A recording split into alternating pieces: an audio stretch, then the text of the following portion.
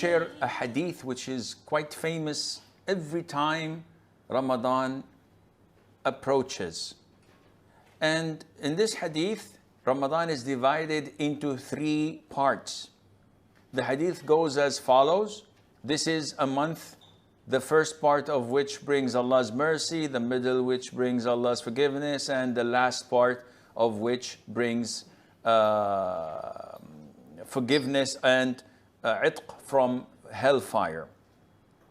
Now, this hadith is not authentic. Having said that, we have to be careful so that we don't paint all with the same brush. What does that mean? In regards to weak hadith, it is different than fabricated hadith or baseless hadith.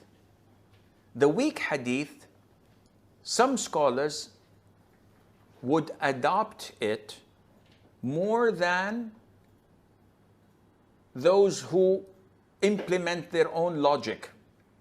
So we have 2 schools. Madrasatul Ra'i, it is the school of intellect, of logic, which is known to be led by Imam Abu Hanifa. And there is the Madrasatu Al-Athar, which is the school that relates and depends entirely on the hadith, the sunnah, or the hadith of the tabi'een, or the hadith of the tabi'it tabi'een. So when it comes to an issue that there is no authentic hadith on it, the school of Ahlul Ra'i, the people of logic and intellect, they improvise. They say, okay, there's no Quran, there's no Sunnah, so we think that the closest opinion to be authentic is this, and they come up with an opinion of their own, logically, and out of their own intellect. The other schools say there is no evidence from the Quran, no authentic hadith. However, a weak hadith to us is more preferable than the opinion of our own whims and desires and intellect and logic. So these are 2 different schools. We cannot say that these are wrong and these are right, or the opposite. Because a weak hadith, to some scholars, is not to be mentioned. And this is what I am inclined to. And this is the opinion of Sheikh Al-Albani as well before me, and a number of good high-ranking scholars. Why? Because Allah Azza wa Jal has revealed the Quran and the Sunnah and pledged to protect them, to preserve them, both Quran and Sunnah. So when we come nowadays and say, this is a weak hadith, but we will implement it and apply it, this goes against Allah's preservation of the Quran and the Sunnah. So we cannot insert it. Nevertheless, we accept what some scholars say and we honor what they say. Not necessarily that we agree with them, but we accept it in the sense they say that when a weak hadith comes to us, if it doesn't speak about the Quran, if it doesn't speak about halal and haram, if it doesn't speak about things of the unseen, of Jannah, of Nar, of Day of Judgment, something that relates to our Aqidah, but it is in the virtue of a particular dhikr, a particular ibadah. So they say that we can be a bit lenient in that. This is their opinion. And they say that there's no much harm done because the hadith is weak. It's not false totally or fabricated. It's weak. One of the narrators might have missed something, forgot something. His books were burned, so he was reading from memory, etc. So this is their opinion. We accept this, but, or rather we honored it, but we do not necessarily implement it.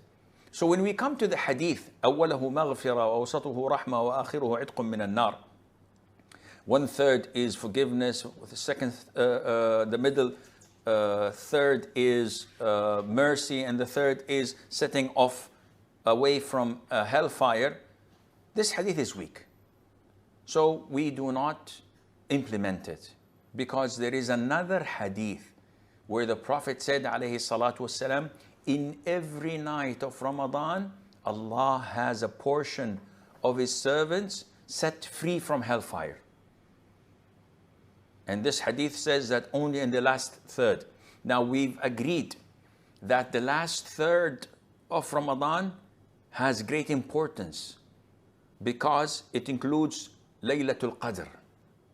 And Laylatul Qadr is the night of decree.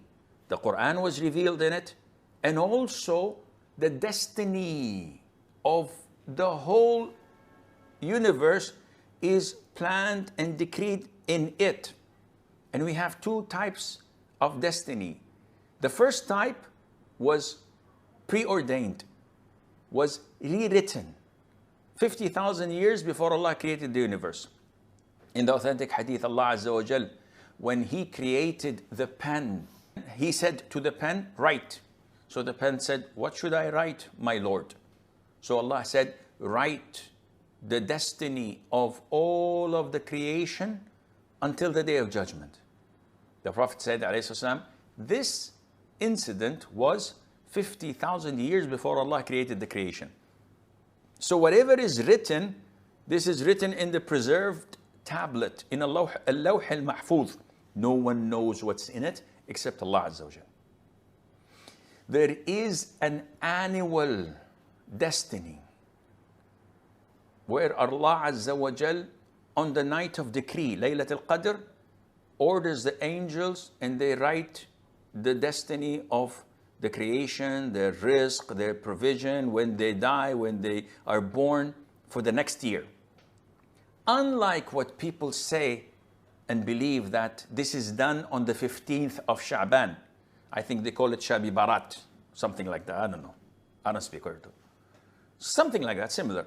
So they think that the 15th of Sha'ban is the night where Allah Azza wa Jal divides the rizq for people, and some of them innovate by praying night prayer, Salat al-Tasabih, they do a lot of dhikr which is innovated. All of this is innovation. Neither the Prophet had done it, alayhi salam, nor the companions, may Allah be pleased with them, nor the tabi'een. One would say, okay, they didn't do it, so what's wrong in us doing it? Be careful. The Prophet said, alayhi salam, whoever innovates in our religion what's not part of it, it is rejected. So all what you will do, it will be rejected and thrown back into your face. What bigger sin is there if you think that you know better than the Prophet alayhi salatu wasalam? I'm telling you, he did not do it. And you say, okay, no problem, I'll do it. Subhanallah. Is it part of Islam? He says, yeah, what's wrong in that? He said, no, it's not part of Islam. Allah said in Hajjatul Wada', in the farewell Hajj, Al-yawma akmaltu lakum deenakum. Today, I have completed your religion. So if the religion was complete at the time of the Prophet ﷺ,